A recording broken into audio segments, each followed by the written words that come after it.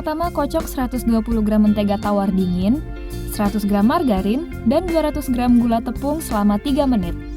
Setelah itu, masukkan 2 kuning telur kemudian kocok hingga rata. Masukkan 50 gram havermut, 50 gram pistachio cincang kasar dan sudah dipanggang, 50 gram cornflake yang diremas, dan 50 gram coklat keping lalu aduk rata. Tambahkan 180 gram tepung terigu protein rendah, 25 gram coklat bubuk, dan setengah sendok teh baking powder sambil diayak dan diaduk rata. Kemudian sendokkan di loyang yang dioles tipis margarin, tusuk-tusuk dengan tusuk sate. Oven dengan api bawah, suhu 140 derajat Celcius selama 30 menit sampai matang.